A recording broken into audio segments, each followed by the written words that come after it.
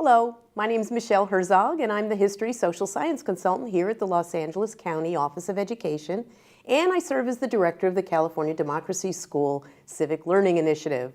I want to welcome you to Module 7 of this professional development series designed to provide educators with the knowledge, skills, and resources to implement high-quality civic learning in classrooms to prepare all students for college, career, and civic life in the 21st century. The entire series can be found at our website, www.laco.edu/California Democracy School. So modules 1 and 2 focused on the urgent need for civic learning and provided an overview of the California Democracy School Initiative. We also described the 5 components of high-quality civic learning. As you know, the process begins with a civic inquiry about a public problem or issue, usually driven by student interests and, of course, teachers' curricular goals.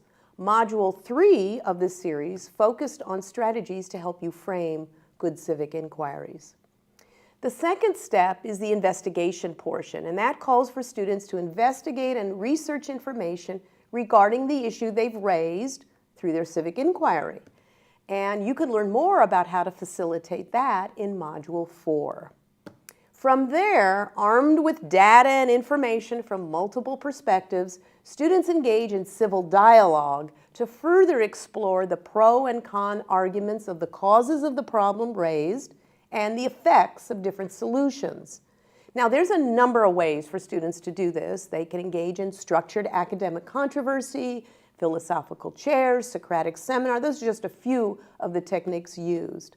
In today's broadcast, we're going to feature the use of structured academic controversy. And once students engage in this powerful dialogue, they're charged to reach a conclusion or maybe even multiple conclusions. They can begin to think of ways to communicate and respond to the issues they raise. And finally, and this is the exciting part, we want students to take informed action, to really engage in democratic practices to achieve long-term solutions to real-world problems. That's where they develop those real civic skills to operate in society. Now, the objective of this Module 7 is to help you learn how to utilize structured academic controversy approach to help students engage in good civil dialogue about controversial issues. In this broadcast, you're going to meet 2 remarkable civic learning leaders and practitioners. First, you're going to meet Dr. Diana Hess, the Dean of the School of Education from the University of Wisconsin-Madison. And then you'll meet Martha Chacon, a remarkable high school science teacher from Santa Monica High School in the Santa Monica Malibu School District. So let's begin with our interview with Dr. Hess. Diana Hess became the Dean of the University of Wisconsin-Madison School of Education on August 1st, 2015. Prior to that, she served as Senior Vice President of the Spencer Foundation, a fabulous foundation that funds research to improve education policy and practice across the nation. In 2009, as a full professor at the University of Wisconsin, she won the National Council for the Social Studies Exemplary Research Award for her book, fabulous book, Controversy in the Classroom: The Democratic Power of Discussion. And then in 2015, she went on to co-author with Paula McAvoy another remarkable book. This one's called The Political Classroom: Evidence and Ethics in Democratic Education. Both of these are tremendous reads. Recommend them to all of you. Her research interests include the impact of school-based civic education programs on youth, political and civic engagement, and how students experience and learn from discussions of highly controversial political issues. She began her education career as a high school social studies teacher, so she knows what she's talking about. Taught in Downers Grove, Illinois, and became the Associate Director of the Constitutional Rights Foundation in Chicago. She headed off to the University of Washington, Seattle, earned her PhD from the Department of Curriculum and Instruction, and took extensive coursework in education policy and law. I need to tell you, her expertise and leadership have been instrumental in moving the civic learning field forward in profound ways. We all look to Dr. Hess from around the nation for her leadership.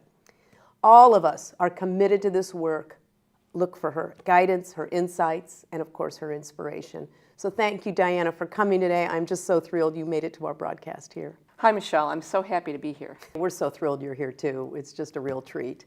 So let's start our conversation about dialogue about controversial issues. Tell us a little bit, what is it and why is it so important? Well, civil dialogue in the classroom involves discussion and deliberations among students about what we call open questions. These are important questions for which there are multiple and competing answers. And in a high-quality civil dialogue, you'll see students who are well prepared to discuss, so they quite literally know what they're talking about. You'll see students who have good discussion skills, so they know, for example, how to make a point with evidence and arguments. They know how to ask questions of their classmates. And you'll see teachers who are facilitating in a way to ensure that all the students in class have an opportunity to participate. So why are they important? Well, I think 3 reasons. One is that we want to teach students important content about the political issues of the day. And we know that when they are in discussion about that content, they're much more likely to learn it. Second, we know that in contemporary American society, there are a lot of disagreements about what we call controversial political issues. So think for a moment about a discussion about whether or not the federal minimum wage should be raised, or a discussion about whether we should have stricter gun control laws. Those are both controversial political issues. And we know that people can have highly reasoned, highly warranted, differing answers to those questions. And we want to make sure that students become part of that contemporary debate that we have in society. So we teach them about this in school. And we know these are the kinds of issues young people want to talk about. They need a place and a forum on where to go and how to have that conversation, so they're prepared to engage in those conversations as engaged citizens. Absolutely. People often say that young people don't want to be involved in the political system. That's in fact not true. Young people do want to be involved in the political system, but they recognize that in order to be involved, they need to know about the issues of the day, and they need to form their own opinions, not to adopt someone else's opinions, but to form their own opinions. And we know that students who know more about the issues of the day, who have more experience discussing those issues in class, are much more likely to civically participate in society, both while they're in school and after they graduate. And you know, as we've heard from Ted McConnell and others, the classroom is the perfect setting to engage in those activities and develop those skills to have those kinds of conversations. Absolutely, and that's for a couple of reasons. One is classes are places where you've got students with many differing points of view and students who are really quite different from one another in a variety of ways. And difference is the mother's milk of deliberation. We want people to have differing points of view. We don't want to teach people how to talk only with people who already agree with them. So in most classrooms, there's a higher degree of political diversity than in virtually any other place where students would learn how to talk about such issues. We also have teachers who either have the skills or could develop the skills to teach students how to participate in these discussions in a high-quality way. Yeah, terrific. So paint a picture for us. When you walk into a classroom, when you did this yourself as a teacher, what does it look like in a classroom? Because it's different than just throwing out a topic and having a free-for-all. So in a classroom where you see high-quality discussion, you'd expect to find students who have done a lot of preparation in advance. And we want students to be prepared because then they're much more likely to participate and they're much more likely to learn more. You would see teachers who are facilitating in a really sophisticated way, and they're doing that in order to make sure that students are addressing really hard and important questions, and also to make sure that lots of students participate. We'll see students who are talking with one another, not just mediated through the teacher. And finally, we'll see highly civil dialogue. We'll see students who treat one another with respect, students who understand that it's fine to disagree. As a matter of fact, in American democracy, we want people to disagree. What we don't want is combative discussion that causes students to feel like they're not being respected and then causes them to think that they shouldn't participate. And what I'm hearing you say, and what we know is true, is this takes a lot of good preparation from the teacher in advance, preparing the students, preparing the ground rules, Talk a little about that. Absolutely. So teachers who are good at this know a lot about what constitutes high quality discussion and deliberation. So they actually know what they're aiming for. They also know that there's lots of methods or models of discussion, like some of those that you mentioned in the introduction, structured academic controversy or Socratic seminars. They know that some of those models are better with some questions than with others. They know what kind of materials are good for students to be exposed to so they're prepared for discussion. And they know how to teach students the skills that they need to participate effectively. And it really is a skill set from the teacher too. We've done a lot of professional development and it takes practice. It's easy to feel discouraged. You try it the first time, things don't quite go the right way. Takes some practice on the teacher's end too, doesn't it? It does take some practice. What we know from our research is that the teachers who are really good at this have been hard at work learning it often for a number of years. That it's rare for somebody to come into the classroom as a novice teacher and be a really good discussion teacher. Typically, teachers get better through practice, through feedback, and through high quality professional development, like what you've been doing here for so many years in California. Yeah, and it over and over. Just like anything we teach, it never is quite the same each time. You learn from it, you get stronger at it the more you practice it yourself with kids. And I imagine it might look and feel a little different classrooms, different sets of kids. Talk a little bit about what do we do with kids who are shy, who aren't comfortable speaking out, who might be English learners. How do we, because we tend to be very sympathetic to that and give them permission to kind of sit out some of this. So what would be your recommendations around that? Well, my recommendation is that we have to treat discussion skills just like we treat writing or math. We would never say, oh, you don't need to learn how to write or you don't need to learn how to do math. Yeah. Those are essential things that we need. So too are discussion skills. So teachers who are sophisticated at doing this recognize that they want all students to participate, but that they have to set up norms in the classroom that make students feel comfortable enough that they're willing to participate. Oftentimes, for example, they'll start with students having discussions in pairs and then in small groups before they get to a large group, because that tends to be a lot more intimidating. Students who are English language learners need discussion. As a matter of fact, we know from the research that discussion is just critical to forming language skills. But those students also need to be treated with a lot of respect and need to be helped and scaffolded into the discussion skills that they need to develop. Yeah, great points. And there's a lot of conversation in California about implementing Common Core, and this fits beautifully in there, this idea of speaking and listening carefully, using academic language, drawing on evidence to convey ideas. All of that is engaged in this, and great opportunity, I think, for students and for teachers to practice this. Absolutely. And I think what's important is to think about two things. We want to teach with discussion. And what that means is we want students to participate in high quality discussions so they learn more content, so they develop deep conceptual understanding, and most importantly, so they realize that people can have differing points of view and still be really good people.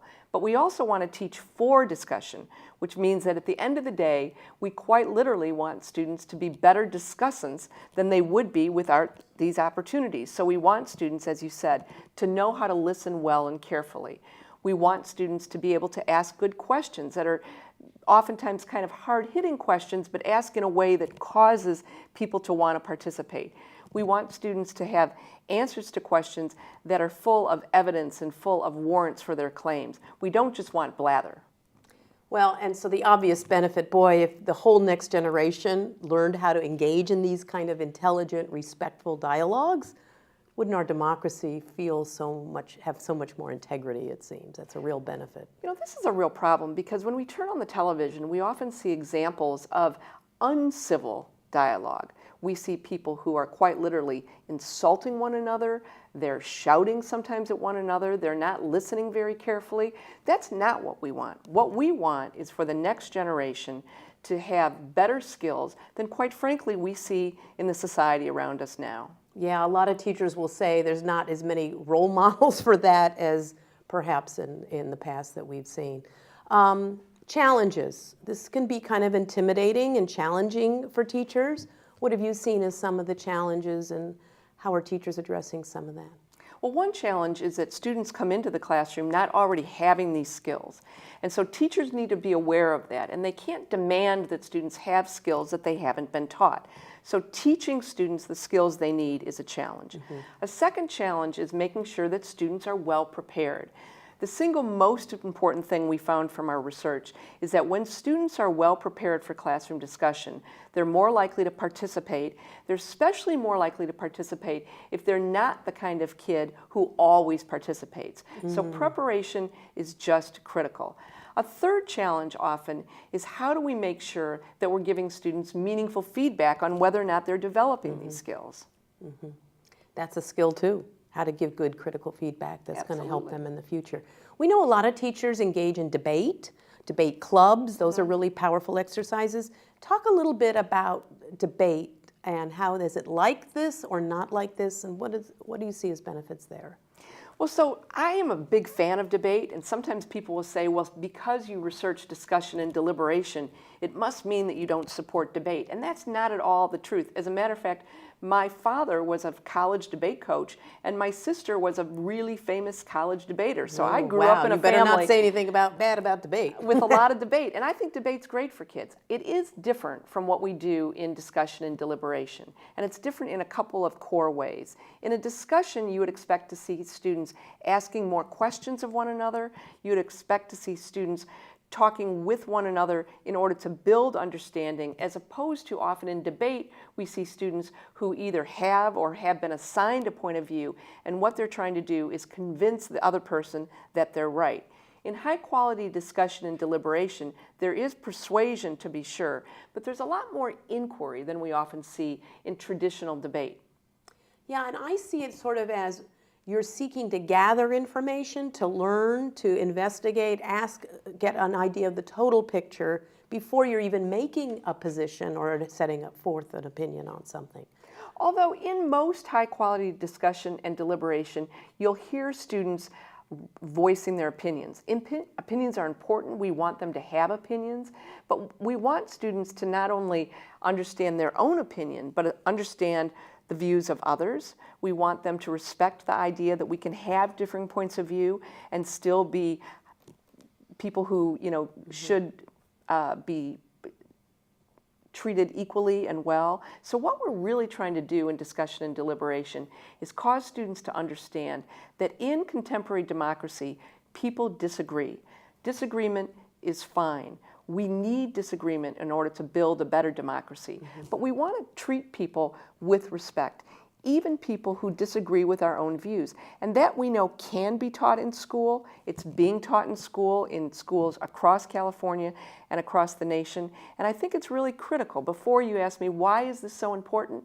I would say it's so important because we want this next generation to do a better job with this democracy than, quite frankly, we've done. I think you're so right on so many levels, and it's because of your great work. We all look and aspire to you for the wonderful work you've done, not only in research, but making this practical, doable, available for teachers across California and across the nation. So thank you. Thank you for sharing your thoughts that we can capture and share with everyone else, and all the other great work that you're doing. Well, thank you. It's great to be here. I'm a big fan of, as you know, of the Democracy Schools Project, and I think this is my 4th time here in California working with teachers in the last several years. And it's really fun. It's really fun for me to listen to teachers talk about both their challenges, but it's also fun to listen to them talk, like we heard this morning, about how just incredibly enervating it is as a teacher to be in a classroom where students are participating in high quality public talk. Yes, yes. And just to let all our viewers know, Dr. Hess was one of the founders and helped us create the Democracy School Initiative, and so you've always been an inspiration to me and so many others. So again, thank you for joining us and informing us and enlightening and making our work all the richer. Well, thank you. It's been great to be here. Let's turn our attention now to 2 tools we have created for your use: the California Democracy School Civic Inquiry and Investigation Rubric and the Classroom Observation Tool. They both have the same content information but are in slightly different formats and will hopefully be useful to you to clarify what we mean by exemplary civic learning. Take a moment now to download these tools so you can refer to them in our section on civil dialogue. Let's dig down a little and look carefully at the criteria for an exemplary civil dialogue. A really good civil dialogue should value all points of view. It needs to be civil and respectful at all times. It should reflect a great deal of preparation in advance from the facilitator and from students themselves. It should demonstrate much use of academic language. Good civil dialogue relies heavily on evidence from research and multiple sources. It should be led by a facilitator, but primarily delivered by students or participants. Exemplary civil dialogue should allow enough time to explore a particular idea before moving to another point. You should intentionally design it to make all your participants feel comfortable. Practice exercises help with that. A good civil dialogue should prompt questions that are authentic and refer back to previous points made in the discussion. The dialogue should be monitored and owned by the entire group. And you'll see that in the examples that we're going to show you. At this time, I'd like to introduce Martha Chacon from Santa Monica High School in the Santa Monica Malibu Unified School District. Santa Monica High is one of the 12 schools in our California Democracy Civic Learning Initiative, and they are doing just some remarkable work. Martha is the Civic Learning Coordinator at Santa Monica High School, leading the work at her school with support from her administrators and the many wonderful teachers on her team. So thank you, Martha, for being with us today. Thank you so much, Michelle, for having me here today. So I also want to cue in our viewers a little bit about Martha because you are a science teacher. Most people think that civic learning belongs in the social studies classroom, but what we're learning is that it really is interdisciplinary and can speak to a number of teachers in all subject areas. Martha's conducted a number of civic learning investigations around science and environmental issues. That's a real natural match. And she's also implementing it in civic learning in the freshman orientation classes, where it will be for all students as they go through Santa Monica High School. So that's be exciting to see. And our viewers, you will see Martha's classroom showcased in a number of our modules because she's just doing great work, and it's fun to show that off. So in today's module, we're going to see Martha and her students engage in structured academic controversy. So like Socratic seminars and philosophical chairs, structured academic controversy is also designed to invite students to research, examine, and deliberate different perspectives on a particular civic inquiry before they make an informed decision and act on it. So with structured academic controversy, students conduct first a close reading of text to deeply examine multiple points of view on a particular civic inquiry.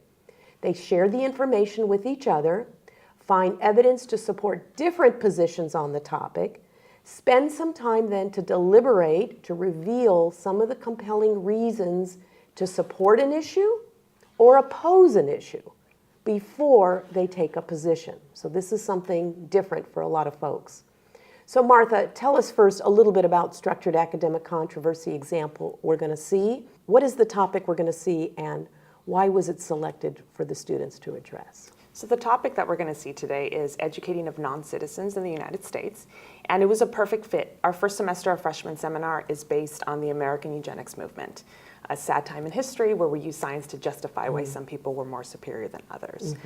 So students chose topics around the American eugenics movement and how it currently affects us. So this SAC was perfect for getting kids engaged in how it still affects us today. Yeah, so studying something from the past, bringing it fast forward to today, they're recognizing there are some issues that are unresolved. And absolutely. And kids do. really wanted to see those connections not only within their topics, but in other issues that were not chosen. So it was a nice piece. Beautiful, and we're going to see some great examples of this. This particular structured academic controversy, we call it SAC sometimes, comes from our good friends at the Constitutional Rights Foundation in their Deliberating in a Democracy program. If you visit the link below, you will find this lesson and a number of other structured academic controversy deliberations on a number of different topics. So I think that's a great resources that's free and available for teachers. Today's lesson on educating non-citizens can also be found at this website that you can see below on your screen. So before we get started, I want to give you a moment to pause the video, download the lesson, because then you can familiarize yourself with the directions, the steps, and some of the handouts. And so we're going to walk through some of those steps. You'll see video clips, but I think it'll be helpful for you to look at in advance and follow as you watch. So take a moment and just review the lesson. So Martha, we're going to take people through the different steps. Describe a little, what's this first step in the process about? What are we going to see? So the first step is critical. It's having students really understand the difference between the 3Ds, which is debate, discussion, and deliberation, and really going through the ground rules of how we do a deliberation, what happens in class, the norms that are set. Yeah. So we heard Diana Hess talk a little bit about the value of debate. Yeah. Deliberation is a little bit different, has a different nuance. So let's watch this video on how you enter into that discussion with your students.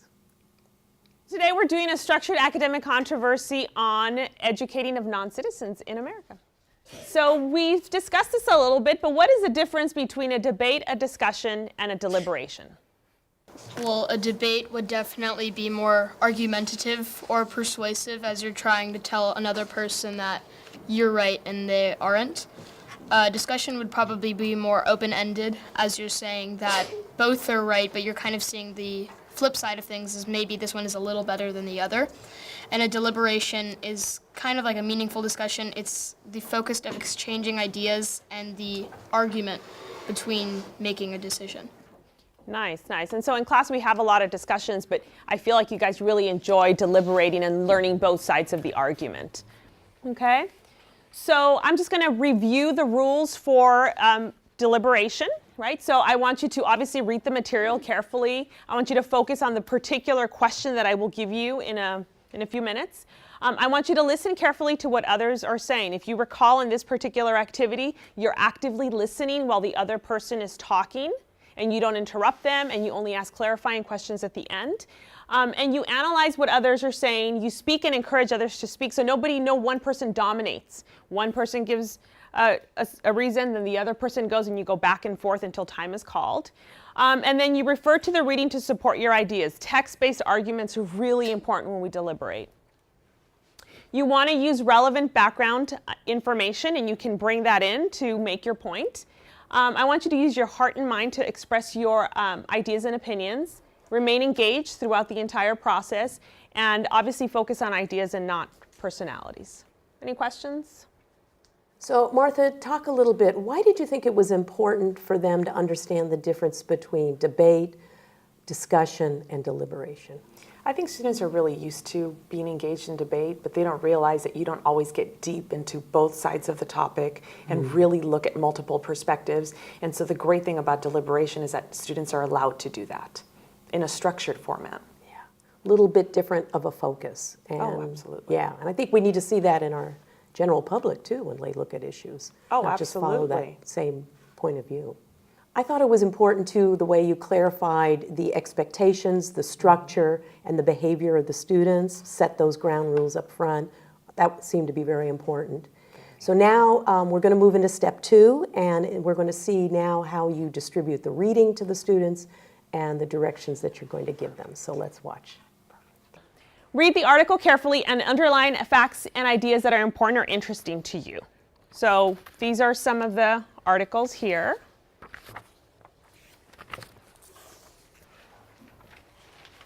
Okay.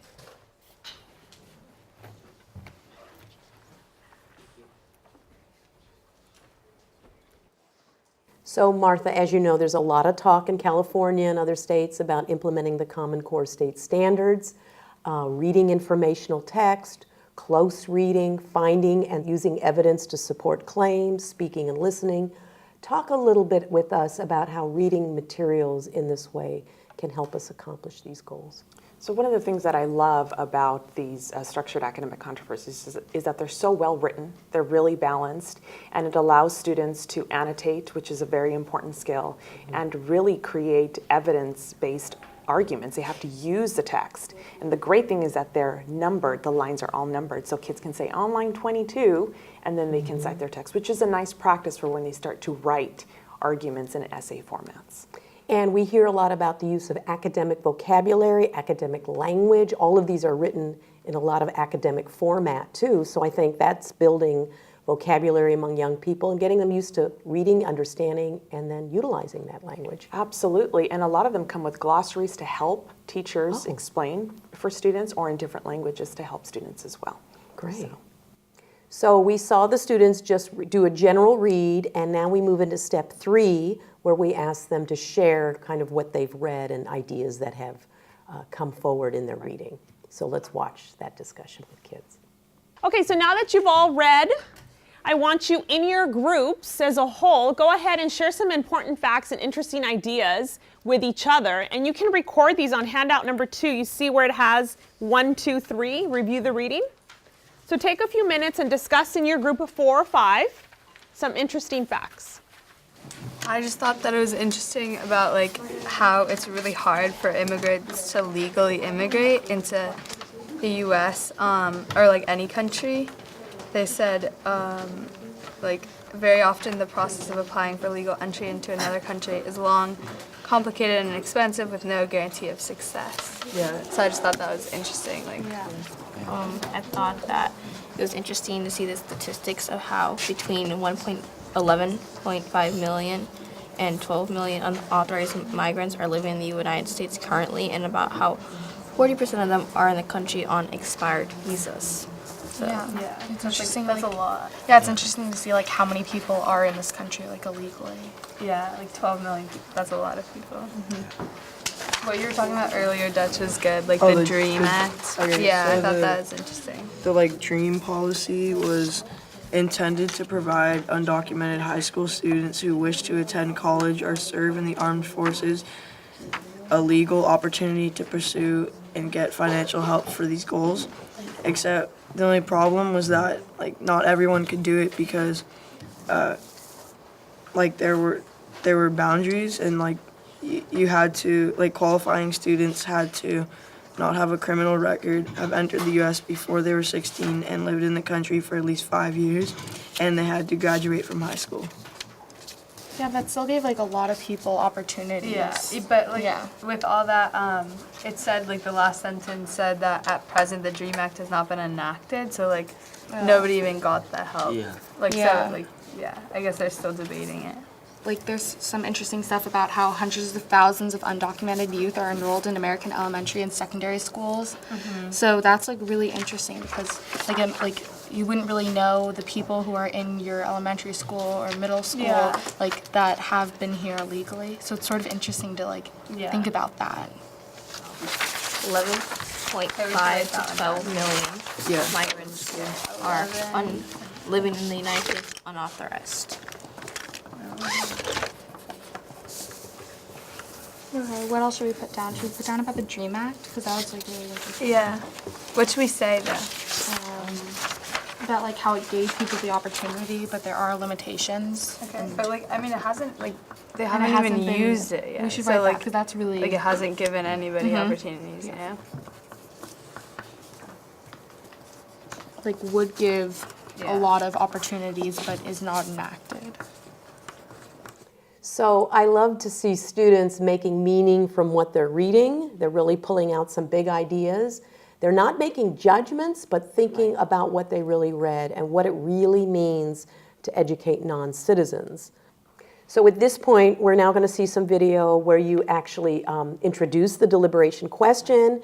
We're going to ask kids to go back into the text to look for those positions, support and oppose, and kind of start to dialogue about that. So let's watch now steps 4 and 5. So now here is your deliberation question. This is what we're going to deliberate today. Should our democracy extend support for higher education to immigrants who as young people entered this country illegally? So you're going to write that down on the worksheet. One more time. Should our democracy extend government support for higher education to immigrants who as young people entered the country illegally? So this is where we are going to learn the reasons. So team A, which is side A, and team B. So side A, raise your hand. Always the people on my right. Raise your hand. There we go. People on side B. Okay. Perfect. All right. So side A is responsible for selecting the most compelling reason to support the deliberation question, right? So our democracy should support students, right, in that context. And team B is now responsible for finding 2 compelling reasons as to why we should not, as a democracy, support the education of non-citizens. So right now, A's can talk to one another in their tables, okay? And B's can talk to one another in their tables, okay? And you can write down your reasons in these boxes here. So side A you can write on your side B you can write on your side. But side A and B are not talking to each other, just A's and B's. And then when I call time, you know the next part is going to be where we actually begin to present those ideas. Any questions? All right, let's do it. In the convention's articles of the United Nations, it actually states when it comes to the rights of the child that they have the right to education That everyone has the right to education. on the bias of equal opportunity. Giving away higher education is not fair to people who actually earned it. Okay, Legally. giving U.S. Supreme Court. away. So Opponents will also argue that the cost of providing a college education to unauthorized aliens will become the expense of the students who are citizens. Yeah, So yeah, I agree. So I really think this activity is powerful for a number of reasons. We're not asking students to just find evidence to support their point of view, but to really look for evidence to look for different points of view. It makes it a much more academic exercise, I think. And you can see some real close reading going on, analysis of text to determine if the arguments they're finding in either text support or oppose the deliberation question. And hopefully, this is going to train young people to seek to understand viewpoints that might be different from their own. Right. Not enough of that going on in today's public society, as you can tell. So from here now, we're going to see the beginning of the actual deliberation. So let's watch how Martha introduces this activity to her students. Okay, so now is when you will get to present your most compelling reasons. So side A will go first. I'll give you about 1.5 to 2 minutes. And you will present your most compelling argument. Remember, we don't dominate, so one person goes and another person gives their argument until I call time. When that happens, I will call time and then the other side will go, but I'll prompt you for that. Okay? Are you ready? Set, go. So our deliberation question is, should our democracy extend governmental support for those who are not legally immigrated into America? And being on Team A, we're supposed to support that. So we came up with the argument that education is a human right, and that everyone is entitled to having an education or the means to obtain education. Caleb, what do you think? I think that these people didn't have a choice to be able to go to America. And so once they're here, I feel that they shouldn't be punished for what their parents did by not giving them equal opportunities to the rest of the people. Very much of America. Probably one of the other things is that the population of America, kind of like what you said, if they're legal or not, are still entitled to the cultures of being an American. And one of those is being able to receive financial aid, being able to get an education, a career, the right to follow the American dream. Our first reason, it was a quote. It said, "The DREAM Act will only encourage more families to enter the country illegally." It was on line 113. For our second reason, we wrote that giving away higher education to illegal immigrants is not fair to legal citizens, and that was on line 119 to 122. So side A gave their reasons for support, side B gave their reasons to oppose. And now it's time for Team B, since you were active listening, right? You will explain to Team A what Team A's most compelling reasons were for supporting the deliberation question. So you have it in your notes, you're just going to say it to them again. And then Team A will explain to Team B what was their most compelling reason to oppose a deliberation question. Okay? And I'm going to give you guys about 1 minute to do that. The thing that you guys said that probably most resonated with me was that legal American citizens will have to be competing with illegal citizens for colleges, jobs. I think strongly of this because, you know, when I'm trying to apply to college, or like let's say that someone's trying to apply to USC, they're going up against the hundreds of thousands of people who are not legal Americans who probably, you know, illegally transferred here who are now fighting to get this position. So I think that that's kind of unfair. What do you think? I thought your argument was pretty compelling by saying, when you said that U.S. citizens shouldn't be able to be paying for their taxes to be given to illegal citizens trying to get into college, because most illegals don't pay taxes, so they kind of get a free college at the expense of the taxpayers.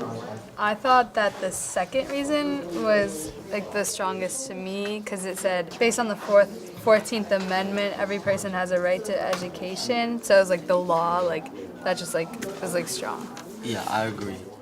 So this is really hard work. You have to really put your personal views on hold because you're solely looking for evidence that supports and opposes the issue. Right. Something you may not feel natural about, but that's what we want with kids. So Martha, when you're observing your students going through this exercise, what's going through your mind? What are you thinking about? So what I love about this is that the students are really engaged, really looking to defend their particular position, whether it be pro or con, and they're really looking at those perspectives and really thinking deep about their position. They really want to be convincing. So it's a great activity. And from here, you open the deliberation up for the whole class to participate. So this is really interesting too. And I'm sure it's a little bit tricky. I want everyone to see how you facilitate this. So let's watch. Okay, great. I want you to drop your roles. You are no longer pro or con. You get to choose what you want to be. Okay? And I want to kind of open it up to the whole class and let's have a deliberation.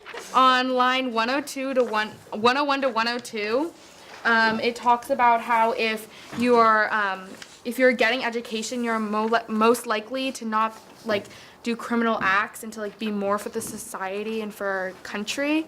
So if everyone gets education, then they're more likely to do well in our country. All right, perfect. Any other thoughts? Diana? Yeah, I just think it's really stupid to deny children education. I think honestly the big issue with like illegal immigrants is that the issue with like some of them terrorists could come along with the immigrants, but if they just want an education and a better life, that's not being a terrorist. So I don't understand the problem. Okay, any other comments on the deliberation question? Well, I think it's really interesting to think about all the people that could be in our like school now who are illegally in this country, because you don't know like who might be like here illegally, and it's really interesting to think what situation they're in to have to do that and like what they're thinking about like every day, like being scared about like not being able to get an education. One thing that I found interesting was that between 11.5 and 12 million unauthorized immigrants live in the U.S. today, and without an education, these people can't go on to become future scientists or doctors or lawyers that can make our country great. And so then we would have 12 million uneducated people that are not of use to our society. So of those 12 million people, there's, I'm sure, a large number of them that would be extremely beneficial to America. And would benefit from a college education. Yeah, would greatly benefit from an education, as everyone does. You never know what they could do with that education. They could possibly cure AIDS or cure like a really bad disease. They could become world leaders or country leaders, and if you give them that little bit of education, they could become something great than they could never be in their country. So I say, like, give them a chance, and they might turn out to be great. At the bottom of handout number 2, you'll see my personal position. And that's what you guys are going to do for homework. You're going to write out your personal position. Basically, you're going to either oppose or you're going to support the deliberation question and give reasons for it. Okay? If you flip the worksheet over, you'll be on worksheet or handout number 3. the student reflection, okay? And it'll talk about your large group discussion and what we learned and your individual reflection. And in about a few minutes, I'm going to have you stand on a continuum, and I'll put the continuum on the board so that you can tell me how much you learned about this particular topic. So take a few minutes to work on handout number 3, which is your student reflection.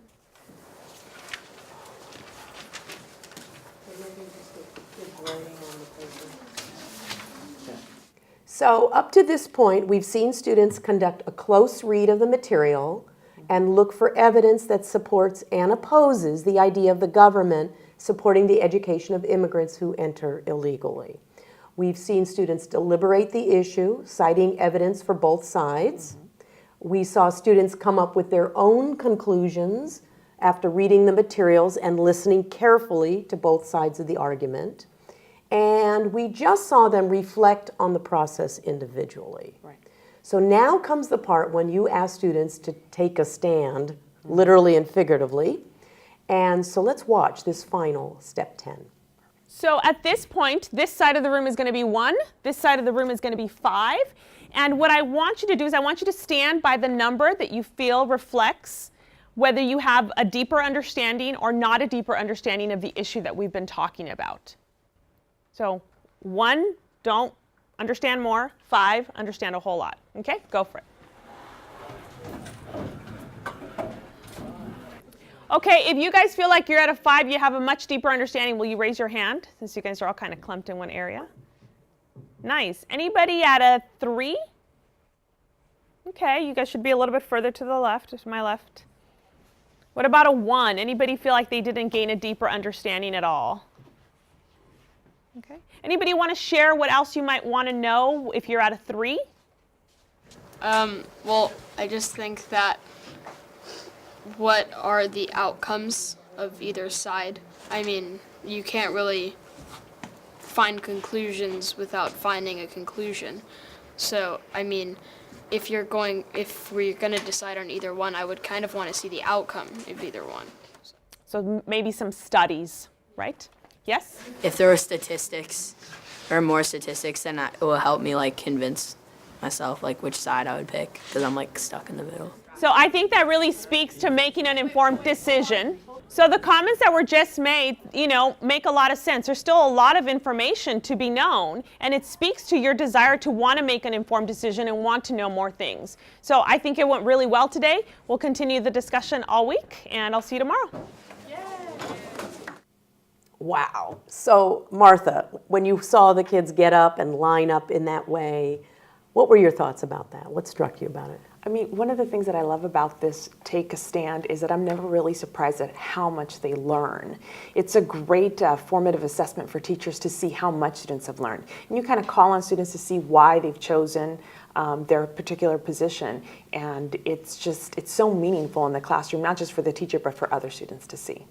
I want to take a step back from all of this. This is certainly a different way to teach, a different way for students to learn, and certainly a different way to investigate different points of view and seriously contemplate different views before making up their own conclusions about a topic that is very controversial.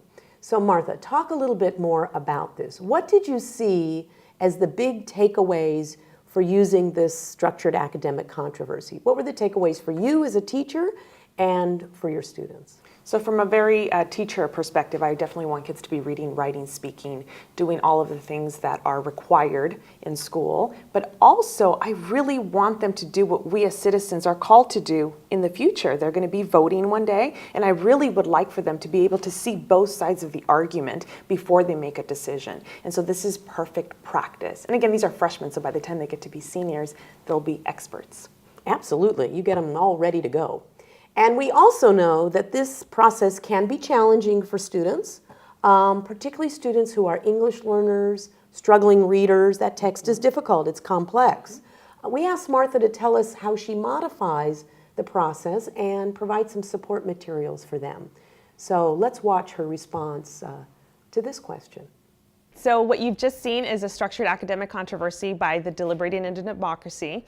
And what sometimes I feel like I need to make modifications to help my students better understand. It also depends on the grade level, 9 through 12.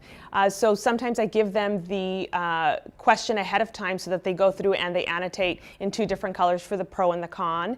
I also give them a worksheet, an additional worksheet where they can write down their thoughts. I allow them to take it home for homework and read it and bring back their thoughts and have a discussion before we begin. For our English language learners, I always like to pair them up with another student that is strong and give them access to either online dictionaries or a dictionary in class to help them. And I always make them write an argument at the end in which they state their claim, their evidence, 3 pieces of text-based evidence, and their reasoning. So those are the ways that I modify the structured academic controversy. Thank you so much, Martha, for sharing your expertise for us and allowing us to come into your classroom with film crews and all of that to videotape your students and to really capture the great work that you're doing and that they're doing. And I just need to thank you again for your commitment to this work, sharing your passion and your expertise. So it's been wonderful working with you. I appreciate it so much. Thank you so much, Michelle. It's been such a great opportunity. And before we sign off from this module, I want to ask our viewers to reflect upon that amazing process you just saw with structured academic controversy and reflect on the conversation we had with Martha. So take a moment to reflect on what you've seen today about the use of structured academic controversy for facilitating dialogue in the classroom. What did you see as the benefits of using this approach to foster civil dialogue about controversial issues? What challenges are associated with implementing this technique in your classroom? And what support might you need to utilize structured academic controversy with your students? Take a moment to talk about this. As we've mentioned, the civil dialogue is one of 5 components of a high-quality civic inquiry and investigation experience for students. Other modules go in depth on these different components. I hope you can find the time to engage with those too. You can find them all at the website listed at the bottom of your screen, and I hope you can take the time to explore, move forward, and utilize some of these strategies to prepare our next generation for engaged citizenship in the 21st century. Thank you.